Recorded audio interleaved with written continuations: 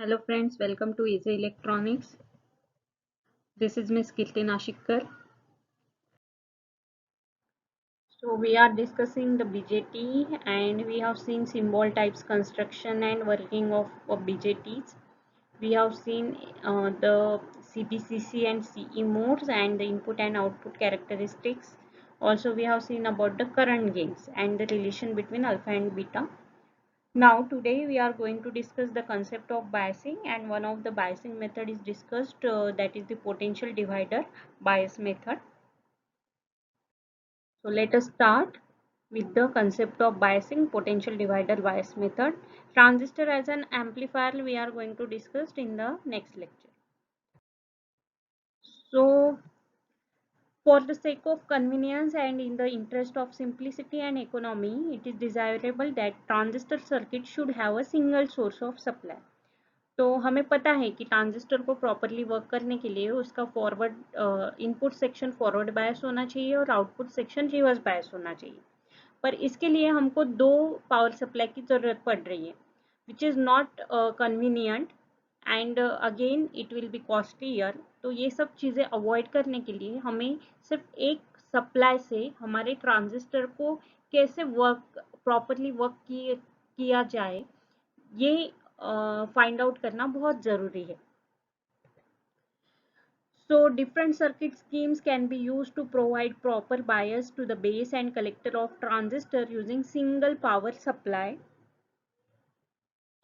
Most commonly used methods of obtaining transistor biasing from one source of supply. तो एक ही source यहाँ पे हम यूज करेंगे, that is the plus VCC supply. उससे हम ट्रांजिस्टर को प्रॉपरली बायस और प्रॉपरली वर्किंग मोड में कैसे ला सकते हैं, तो इसकी कुछ अलग अलग मेथड्स है. तो first method is the base resistor method और fixed bias method. Second is biasing with feedback resistor और collector to base bias circuit. And third or most important method is voltage or potential divider bias method or emitter bias method. This is the most commonly used method for transistor biasing using one supply only. This is the circuit for potential divider bias method. Again I am going to use here the NPN transistor. As you can see that the arrow is outward direction. So this is the emitter terminal, this is collector and this is base. तो simple circuit है, आपको सिर्फ एक transistor लेना है और उसके जो तीनों टर्मिनल है उसको रेजिस्टर्स कनेक्ट करने हैं. बट नोट हियर दैट आपके बेस टर्मिनल को दो रेजिस्टर्स जाएंगे, which is itself representing the voltage divider circuit or potential divider circuit. This is the R1 and R2, two resistors connected in series. तो यहाँ पे base is your common point here. Okay, तो ये circuit यहाँ पे बहुत simple circuit है. एक ट्रांजिस्टर है जिसको हमने 4 रेजिस्टर लगाए हैं, उसमें से R1 और R2 आपका पोटेंशियल डिवाइडर सर्किट है. ठीक है, जो कि बेस जिसका कॉमन टर्मिनल है. ठीक है, यहाँ पे कलेक्टर के साथ जो रेजिस्टर कनेक्टेड है दैट इज द RC और कलेक्टर रेजिस्टर, उसके थ्रू जो करंट फ्लो होगा that is the IC collector current. और हमें पता है current always flows from positive to negative direction, so that's why it is in the downward direction. Now for RE, that is the emitter resistance connected to the emitter terminal and current flowing through it is IE, again in the downward direction which is from positive to negative. Emitter को हमने common किया है इसलिए यहाँ पे ground show किया है, और यहाँ पे हम एक ही सप्लाई यूज कर रहे हैं which is the plus VCC which is connected over here. ठीक है, अब हमें ये देखना है कि हम इस सिंगल सप्लाई से हमारे ट्रांजिस्टर को वर्किंग मोड में कैसे लाएंगे.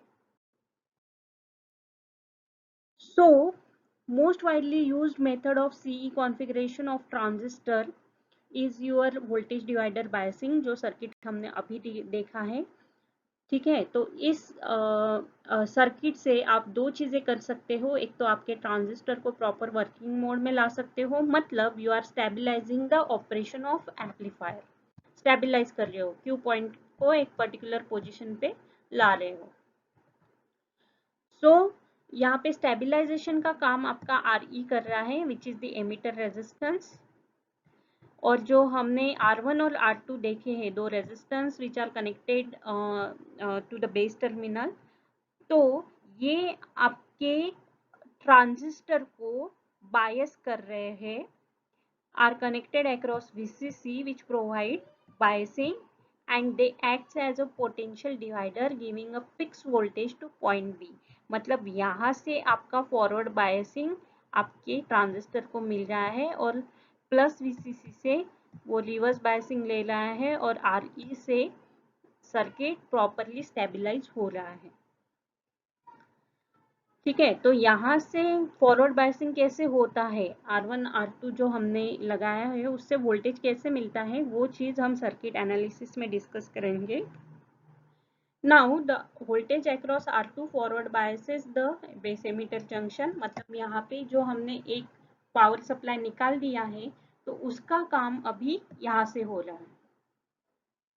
ठीक है, the emitter resistance RE provides stabilization. These 2 points are very important. ये दोनों पॉइंट्स में ही आपके सर्किट का पूरा वर्किंग आ जाता है। तो RE is for providing the stabilization और R1 R2 मतलब R2 के अक्रॉस जो वोल्टेज ड्रॉप हो रहा है वहां से आपका base emitter junction forward bias हो रहा है। This causes the base current and hence collector current to flow in the zero signal condition. Now let us see how the circuit is working in the circuit analysis. तो जो circuit था इसको मैंने दो parts में divide किया है। This is the first part which is the base circuit जो बेस के साथ कनेक्ट है, and this is the second part which is the collector circuit. तो सर्किट एनालिसिस में पहले तो voltage across R2 is base voltage VB है, तो VB तो फिर से सर्किट ड्रॉ कर लेंगे हम लोग। यहाँ पे ये हमारा ट्रांजिस्टर है, इसके अक्रॉस बेस के अक्रॉस दो रेजिस्टेंस है, this is R1 and this is R2। Okay, ठीक है, एमिटर को जो रेजिस्टेंस कनेक्ट है that is your emitter resistance RE, और कलेक्टर के साथ जो रेजिस्टेंस कनेक्ट है that is your collector resistance RC। अब इन दोनों को कंबाइन करके हमने हमारा एक सिंगल सप्लाई दिया है विच इज प्लस VCC। ठीक है, और हमने एमिटर को ग्राउंड किया है that is the emitter terminal. तो यहाँ पे लिखो R2, this is R1, this is RE,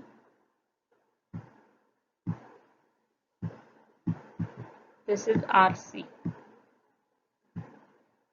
ठीक है, तो R2 के अक्रॉस जो भी वोल्टेज है एज R2 आपका बेस टर्मिनल को कनेक्टेड है तो दैट्स व्हाई R2 के अक्रॉस जो वोल्टेज होगा that is base voltage which is from the voltage divider formula we can write is R2 upon R1 plus R2 which is the equivalent resistance of this series combination and into your source supply. So VB equals to R2 upon R1 plus R2 into VCC.